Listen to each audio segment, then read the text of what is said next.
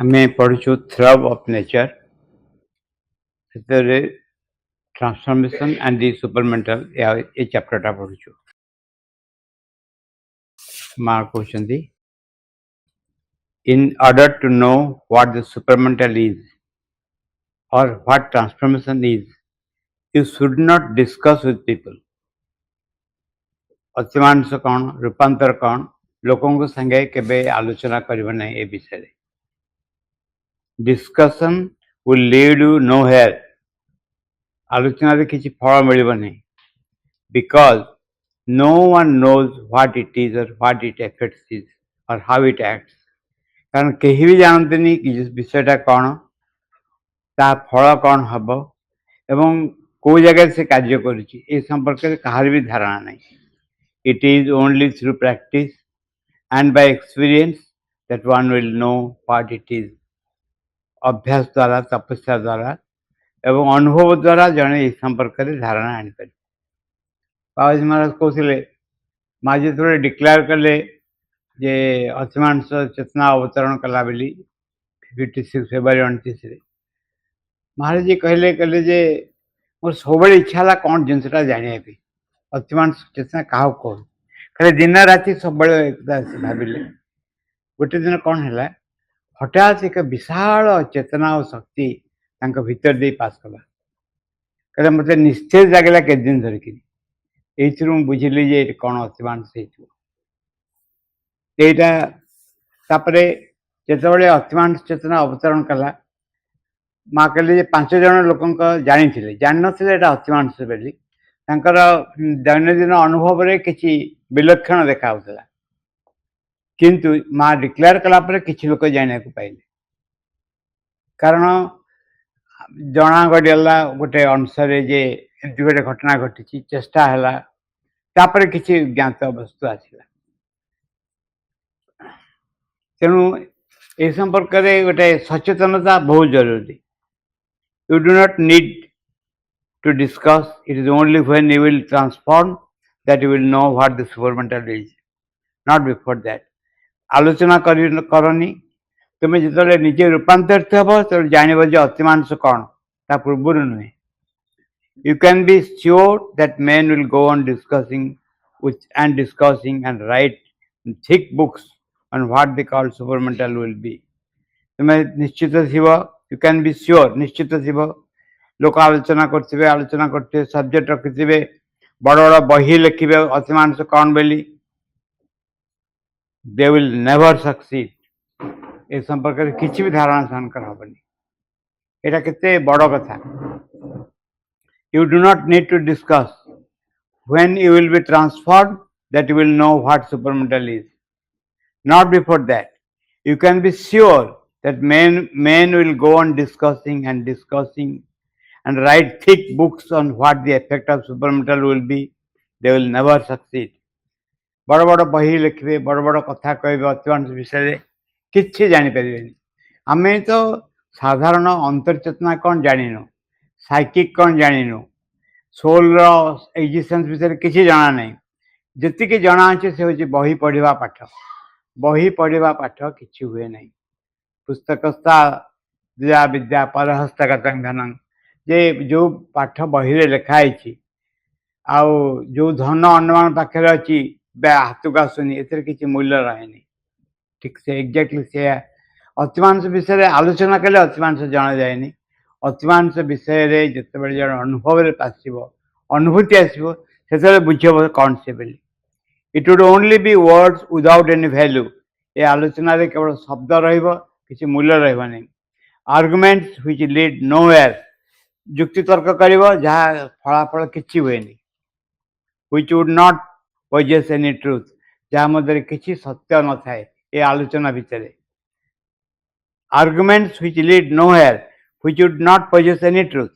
One can never arrive at any mental conclusion regarding what the effect of the supermental will be. One can never arrive at any mental conclusion. ମାନସିକ ପର୍ଯ୍ୟାୟରେ ସିଦ୍ଧାନ୍ତରେ ଜଣେ କେବେ ପହଞ୍ଚି ପାରିବନି ଯେପର୍ଯ୍ୟନ୍ତ ଅତିମାନସ କ'ଣ ବୋଲି କେବଳ ଚିନ୍ତା କରୁଥିବ ବା ବସି ବହି ପଢ଼ୁଥିବ, ବକ୍ତୃତା ଦେଉଥିବ। It cannot. Mind can never express what the supernatural is. केबे भी संभव पर नहीं मनीष केबे प्रकाश कर पारिबनी अति मानस कौन बोली that is not its domain मन मनीष डोमेन नुहे गोटे बिराड़ी की कुकुर को आलजेब्रा शिखेब केमती पाइब से जिते डिस्कसन कले जिते म्याई माऊ हेले मध्य आलजेब्रा विषय किसी जानि परिबनी किसी बुझी परिबनी ठीक सही भाव में मनीष अति मानस कौन बोली जानवा को चेष्टा करिवो किसी करि परिबनी केवल डिस्कसन करथिबो आलोचना करथिबो आउ किछि नै that is not its domain it will always be something wrong above all something useless किछि भूल रहबो अर्थहीन हबो आलोचना and it is only by experience that one knows what it is and what its effect is केवल अनुभूति द्वारा जो जानि परिबो कोन से तार फलाफल कोन हबो and one cannot express what the supernatural is जानले मध्य अतिमांस को केबेले प्रकाश करी हब नहीं ये गोटिका जिनस जमती कह जाइए जे सबू ठीक है ब्रह्म केबे अईठा ही ना ब्रह्म अईठा पाटिरे लगिले सिना अईठा हब ब्रह्म को तो एक्सप्रेस किए कर परिबनी प्रकाश कर परिबनी अईठा को बाटे तेणु अतिमांस को कई हेले प्रकाश करि परिबेनी तेणु अतिमांस केबेले आलोचना सुगम्य नुहे a little experience. Now, it is something that has to be lived, seen and felt by experience alone. किसी एक वस्तु जैसे बास करे पड़िबो देखिबा पड़िबो अनुभव करे पड़िबो a little experience is worth more than all that we can write in words. टिके जे किसी अनुभूति आसीबो ता जिते बही जिते शब्द ताठु बही अधिक उपयोगी and even this cannot touch that domain. ये टिके अनुभव भी अतिमानसर राज्य को पहुंचे परिबनी दैट इज बियॉन्ड वर्ड्स ये शब्दर अतीत one cannot explain or express it ताको जाने बुझी परिबनी प्रकाश कर परिबनी unless one has had the experience जपन जनकर अनुभूति न होईची ताको किछि बुझी होबनी हमें ये जो अनुभव राज्य को प्रवेश करिनु बुझी पारिनु जेपर्यंत साइलेंस बहुत दरकार साइलेंस अर्थ हो बाहर बकबक हवा ये तो गोटे अवस्था ताको बंद करवा ता छड़ा भितर जो टर्माइल चलती मार्केट प्लेस ताको टपिक जीवा एवं भितर किसी एक वस्तु आविष्कार करवा जहाँ एकांत आवश्यक एथिरे हम किंतु आलोचना रे आउ अधिक किसी हेनी and experience alone counts then it explains itself but not by words शब्द नुहे अनुभूति ही मूल्य रही अनुभूति किसी वस्तु आसो but the fact that one has experience that one sees it and feels it tangibly its effect on transformation जड़े अनुभव कर जान बुझब रूपांतर कार्य प्रभाव पड़ because it is like this and depends neither on the mind nor on something else it is so because it is supermental ए मूल्य रही मन दिए प्रकाश करनी बुझी हेनी व्यक्त करनी सो बिकॉज कहीं ना it is supermental it is beyond mental जो बियॉन्ड मेंटल जो रही how can one experience it and I आड दैट जोग कर you will arrive at nothing by discussing with your friends तुम बंधु मान संगे बच्चन विषय कथबार्ता कौन पहुँच पार कनक्लूजन चंपला ये लिखते अमल किरण लिखते कहले चंपकलाल कहले से अमल किरण निरुद्धन कथबार्ता हूँ कहले दीज अतिमानस विषय एमती कथबार्ता होती पकेट से अच्छी ये भाव nor can at nothing I add that you will never arrive at nothing by discussing with your friends, nor can your friends tell you what is supernatural is.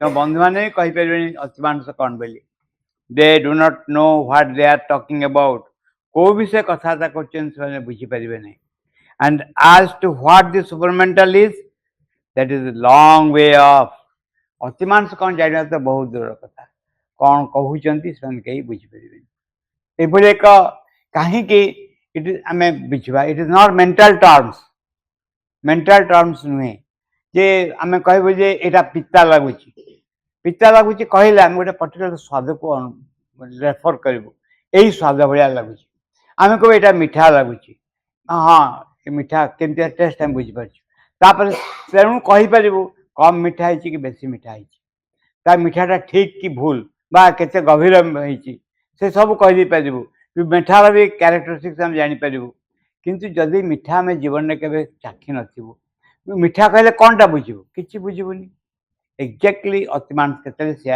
प्रযোज्य आम जदि साइकिक कौन जाणीनु चैत्य पुरुषर अनुभव नहीं ताकू कौन जाणीनु तापर ऊपर अच्छी ये ओभरमेंटाल अच्छी इल्यूमाइन ओभर माइंड अच्छी ओभर माइंड में हायर माइंड अच्छी हायर माइंड पर इल्यूमाइंड माइंड अच्छी इंट्रूसिव माइंड अच्छी ओभर माइंड अच्छी तापर जाके सुपर माइंड श्रीमंद कहते जिते से अधिमांस उठिले से दूर आकाश रे गोटे तारा मिंजी मिंजी है भाया अतिमांस को देखागला से ताकू से अवतरण करने चाहिए एक्जाक्टली आम तो साधारण वस्तु ज्ञान करूँ अतिमांस विषय कौन बड़ बड़ वक्ता छड़ा अध्याय कौन कर कहते they start from one thing jump to another and so on all the while trying to reason out construct something else and without value and present in the elegant and attractive form so that people appreciate it.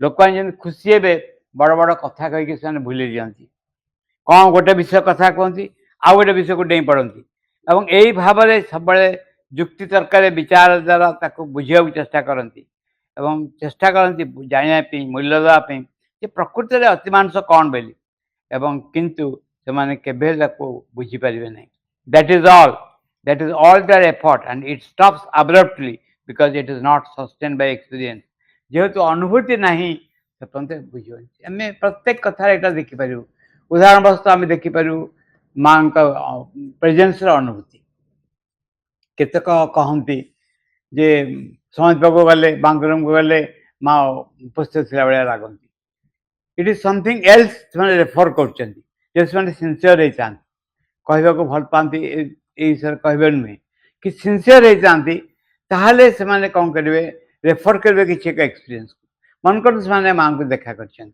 माँ को देखा कर माँ को प्रणाम कर माँ को अनुभूति कौन जिते बाह्य स्थूल चेतना हो पचे किसी अच्छी इम्प्रेशन से इम्प्रेशन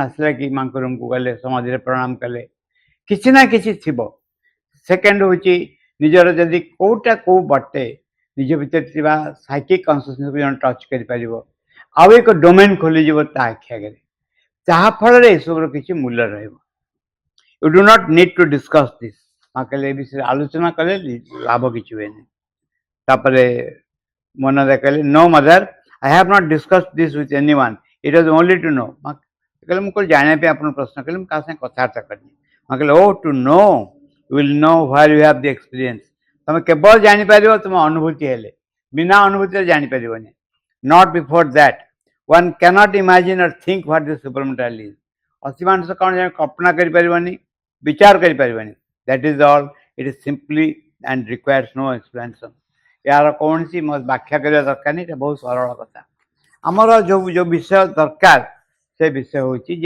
अनुभव रहा दरकार विदाउट एक्सपीरियंस आम जदि किसी कथबार्ता करूँ से कथबार्ता केवल निजक सुहेला भाया हुए हाँ ये जिनस एमती सुहेला भाया हुए किंतु प्रकृत अनुभव हूँ to live in the experience गोटे कौन सी एक वस्तु आम आम कौन करूँ मैक्सिमम कौन करूँ अनुमान करूँ जिनसा एमती बोली कि जिनसा एक्चुअल जिनसा सेमती न हो पारे बा प्रत्येक निज निज एंगल देखुं निज दृष्टिकोण विचार कर दृष्टिकोण विचार कले प्रत्येक विचार आउ एक विचार टू भिन्न हम प्रत्येक दृष्टि आउ एक दृष्टि भिन्न हम ये हूँ घटना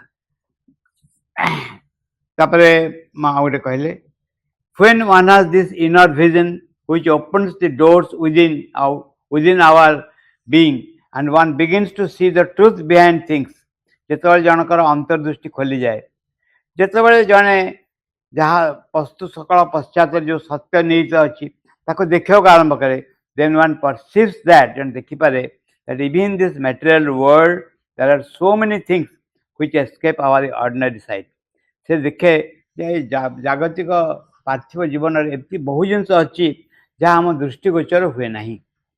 Even what one sees under the microscope or through the telescope, or what one has been able to reproduce by means of modern photography are but grouping.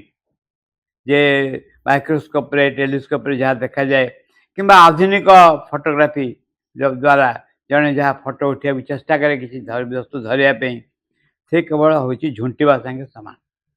The first step towards the discovery of the secrets of nature,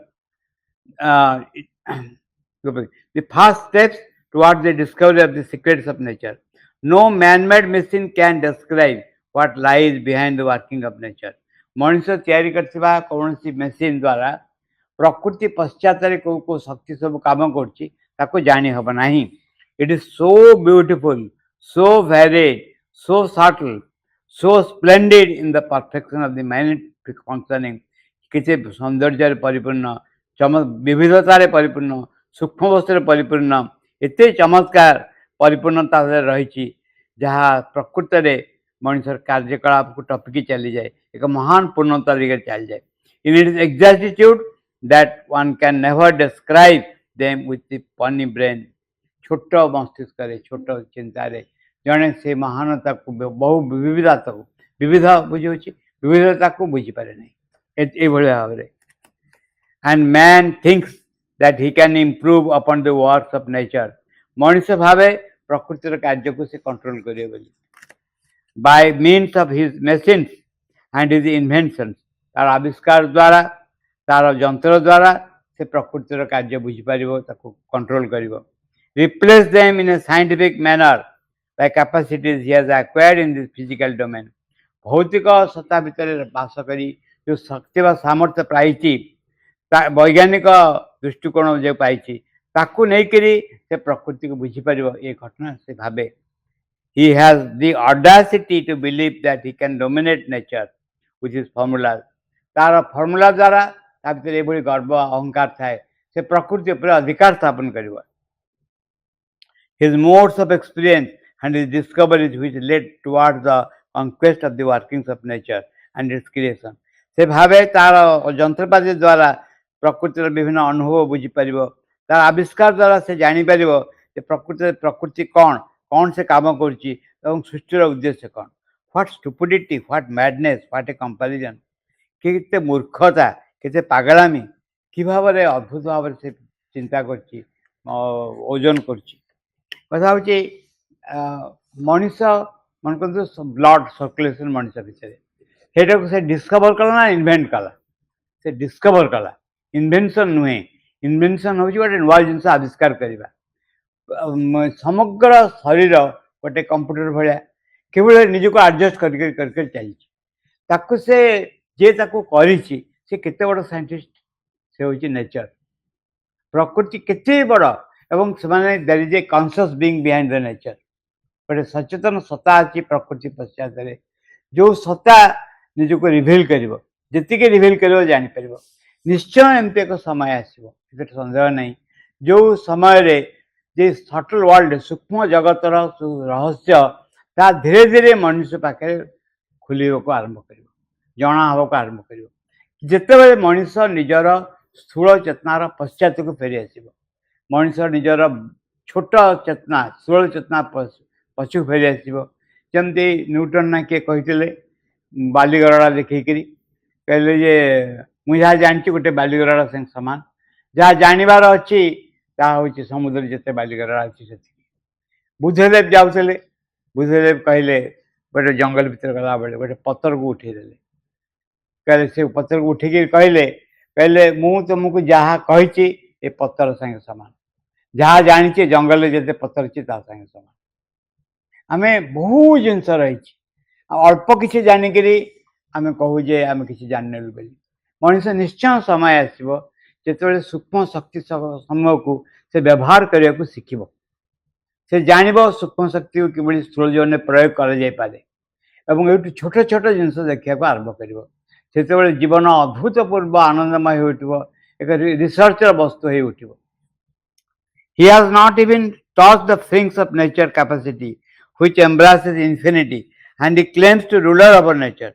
से प्रकृतिर सामर्थ्य विषय किसी भी जाने अनंत सामर्थ्य भितर किसी भी जाने ना से पुणी कहूँ प्रकृति पर से अधिकार स्थापन कर the presumptions vanity of man presumptuous vanity of man and his ego, the futile boastings of beings in the grip of an incurable malady which gnaws and consumes their existence. मनुष्य भितर जो अहंकार रही जो बोस्टिंग रही जो अहंग रही जे सब जिन बुझीपर यहाँ हूँ गोटे रोग ये पागलामी जो पागलामी कौन से अर्थ ना तार तार कौन सी क्योर ना yet he is keen determined and has the will to conquer तथापि ता भितर ये शक्ति ये रही संकल्प रही जे से लगी रही जमी से विजय हासिल करे बोली but he follows a path से एक पथ अनुसरण कर which may take a long time many detours to arrive at the goal से एक पथ अनुसरण कर जहाँ अनंत काल लगे तार समाधान दे शेष पहुँचापी मांगो क्वेश्चन है are you asking me if everything is all right or not now I am before you it is all right but last week it was not so good आपन पाखे ठिया ठीक अच्छे गला सप्ताह भल नी what what was it the storm was it like the storm झड़ बोला से भाया not exactly but mother but सेमतिया नुहे कि प्राय माँ तो कहे आरम्भ कले देवराज बट द तामसिक people it was to warn them that this is not the moment to sleep and let oneself drift.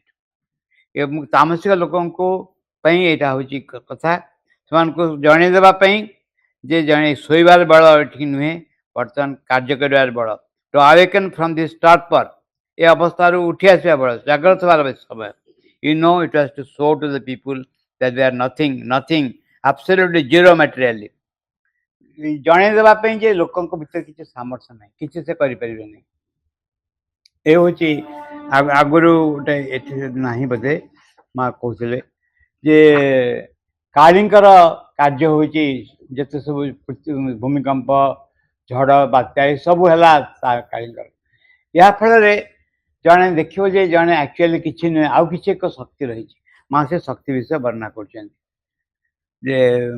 but the boast they think themselves to be the master of consciousness circumstances they think that materially they can do everything and just a gust of wind and all is gone कौन से कर न पारे लोक मनुष्य भावे टिके झड़ आए सब भांगी भुंगी जाए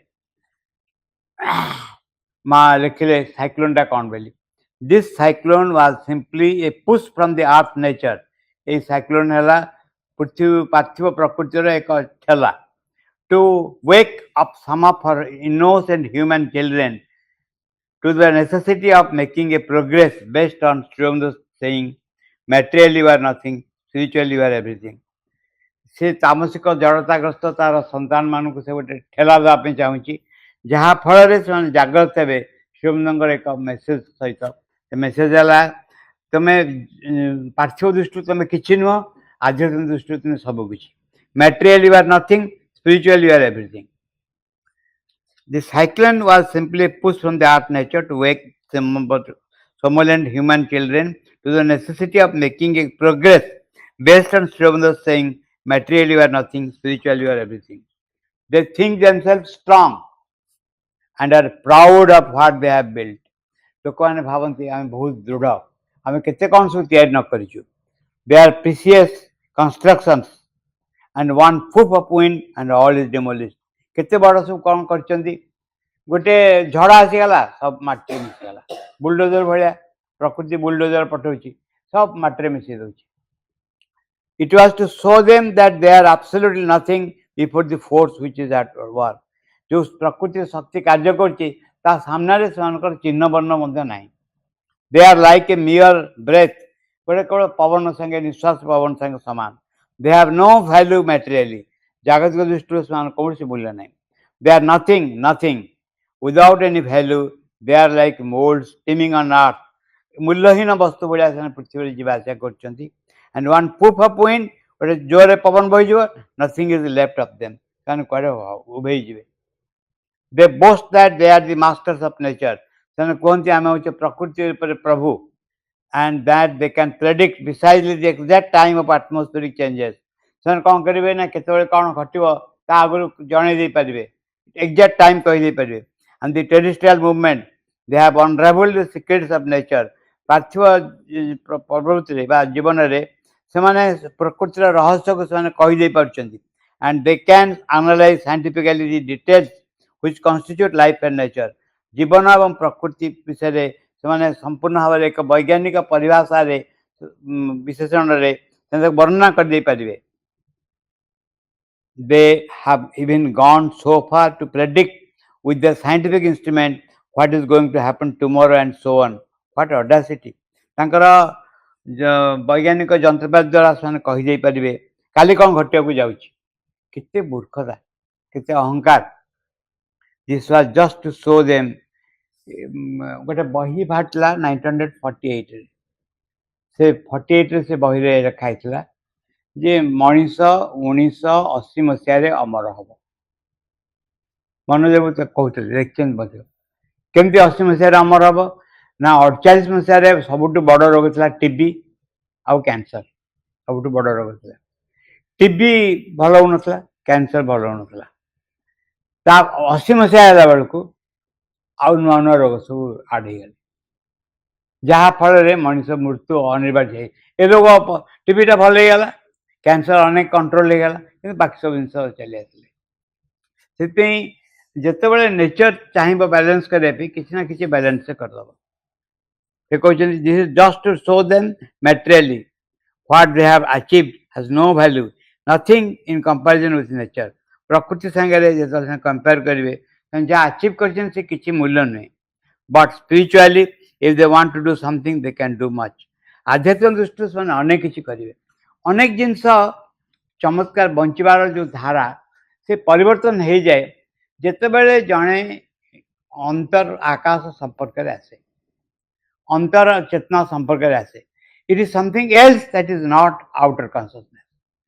ବାହାର ମନ ପ୍ରାଣ ଶରୀର ଭଳିଆ ନୁହେଁ, ତାକୁ ଟପିକିରି କିଛି ଏକ ବସ୍ତୁ ରହିଛି ଯାହା ଚମତ୍କାର ଐଶ୍ୱର୍ଯ୍ୟରେ ପରିପୂର୍ଣ୍ଣ। ଯଦି ଜଣେ ତା କଣ୍ଟାକ୍ଟରେ ଆସିବ ବାହାର ଯେଉଁ ଘଟଣାବଳୀ ଏତେ ଚମତ୍କାର ମନେ ହେବନି।